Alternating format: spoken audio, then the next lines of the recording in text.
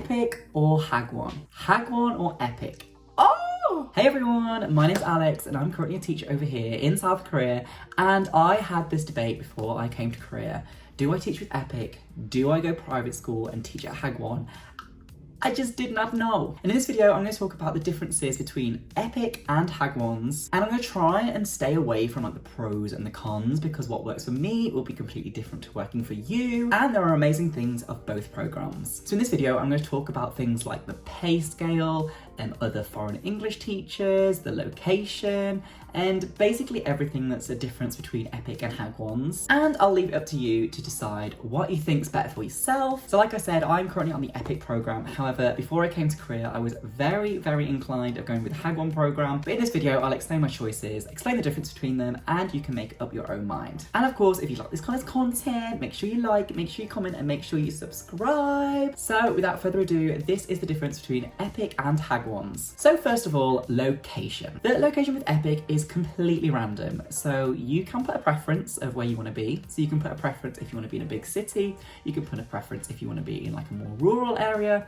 However, the process of actually being placed with a school with EPIK is completely random. So from my personal experience, I put a preference of Daegu, and I actually got Daegu. Like, that's super lucky. However, when I say I got Daegu, I'm in like the sticks. Like, I'm an hour away by bus from Daegu. So I'm very much like in the rural. And for me, this was absolutely fine. Like, I don't mind being in the rural. I wasn't too fussed about my placement. However, if location is a huge factor for you, then maybe you'd like to go down the Hagwon route. With Hagwons, you can choose your location to a T.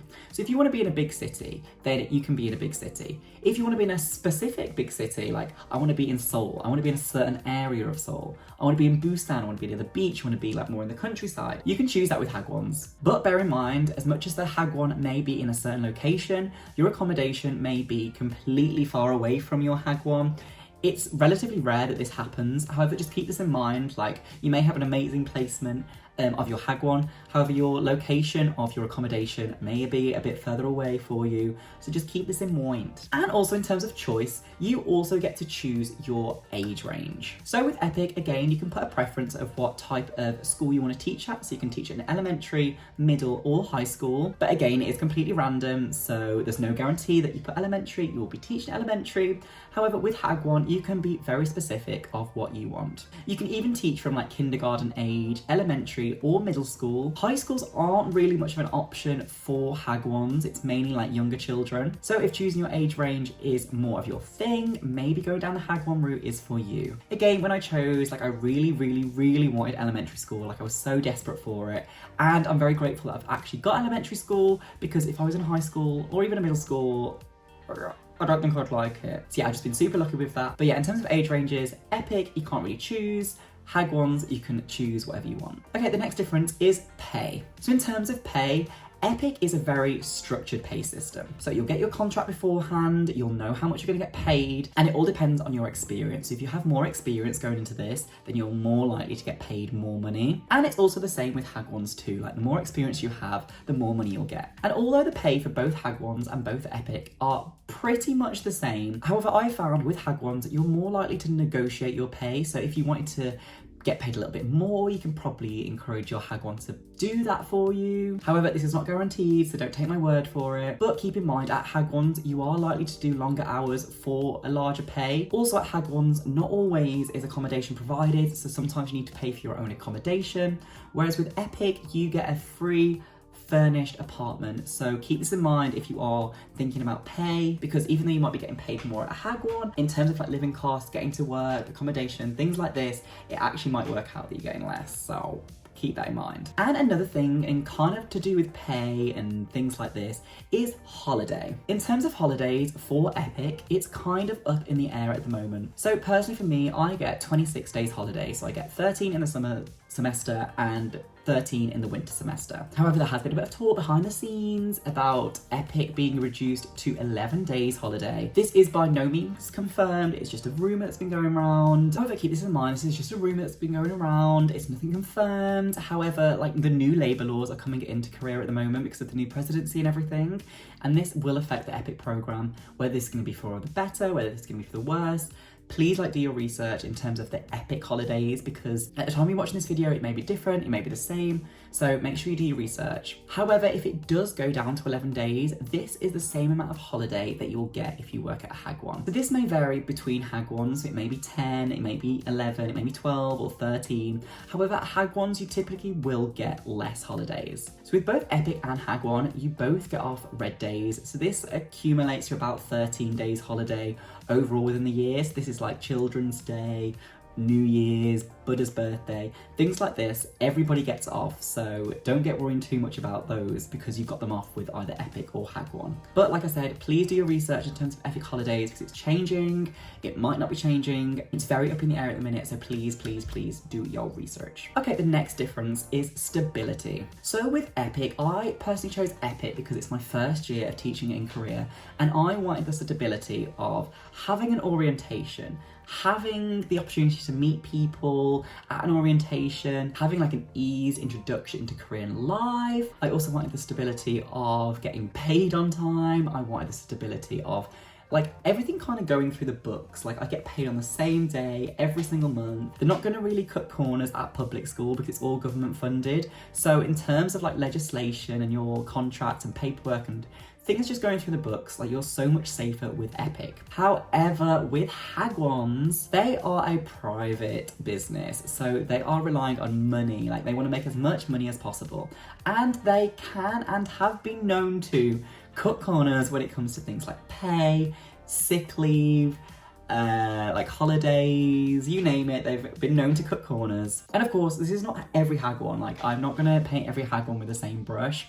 However, you're more likely to be a bit more messed around, you're more likely to be deceived at a Hagwon, rather than an EPIK, which is very much by the books. But like these differences, if you do your research, if you make sure you go into a good Hagwon, then I'm absolutely sure you'll be fine. Like get recommendations offline, like go to green list, go to blacklist, like make sure like you don't apply for a really bad one because that is not what you want when you come to Korea. And as much you hear, as much horror stories about Hagwons, there are equally, maybe even more so, amazing Hagwons out there. So if you do your research, I'm sure you'll find the right one for you. And the next difference between Hagwons and EPIK are hours. So with my contract right now, I am scheduled to work 8:30 in the morning till 4:30. So it's a 40-hour week, and I get scheduled 22 hours of lesson time and 18 hours of like desk warming time. However, at Hagwons, it's very much like the children go after they go to public school. So these hours are going to be a little bit later. So you're probably going to start earliest 12 o'clock. You're more likely to finish a little bit later, so like 8, 9, even sometimes 10. And also you might be inclined to work like the occasional Saturday or Sunday. So generally at Hagwons, they are kind of more intense. They are longer hours. And like I said before, you might actually get less holidays. However, one of the things that comes with this, you're more likely to be provided like lesson plans and materials at Hagwon compared to EPIK. So you will actually need that time desk warming with EPIK to make your lesson plans, make your own materials, and then prepare for the class. However, at Hagwons, you're more likely to teach more hours, and actually you're more likely to not need to plan as many lessons, so you're not going to need as much desk warming time. But again, this varies between Hagwon and Hagwon, everyone's different, so again, do your research before you go. And a final thing that I realised that's the difference between EPIK and Hagwons are native teachers. So with EPIK, as much as you've got like an orientation, you've got a very much easing into the programme, in terms of native teachers at your school, you're more than likely going to be the only one. And for me, this was absolutely fine. Like I kind of thrive off being the only English teacher at my school. It's absolutely fine for me personally. But saying this, sometimes you can be placed, like I said at the start of the video, you can be placed in a random area.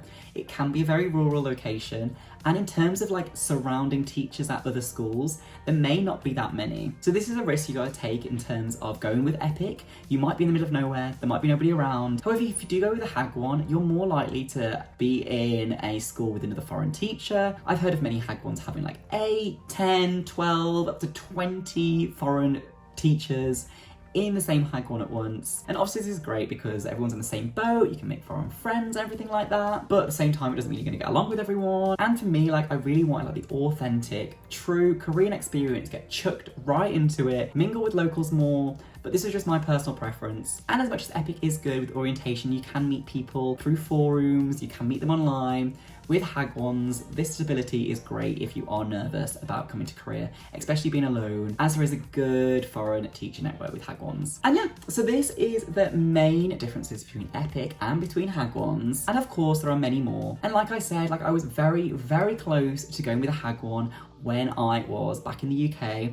However, I just thought for my first year, I thought I wanted the stability of it and I wanted the true, authentic, get chucked in at the deep end experience. So here I am with EPIK and I'm having an absolute blast. I can't recommend it enough. And also I wasn't too fussed about the location or anything like that, so it was fine. However, if you are more inclined to be specific about your location, the type of school that you want, then maybe going down a Hagwon route is more for you. But like I said with Hagwons, they can be a bit more problematic. There can be more dodgy ones out there, but if you do your research, I'm sure you'll be absolutely fine. You'll find a good one, you'll be absolutely amazing, and you'll be a great Hagwon teacher. So yeah, thank you so much for watching. I hope this was useful. And if you have any more questions about life as an EPIK teacher or as a Hagwon teacher, please do let me know. Drop down a comment down below. If you want to message me on Instagram, I'm always there. So yeah. Thanks so much for watching. I hope you have a wonderful evening. I hope you have a wonderful day. I hope you have a wonderful morning. And yeah, I will see you next time on this channel. And if you are applying to come to Korea soon, best of luck. Goodbye. See you soon.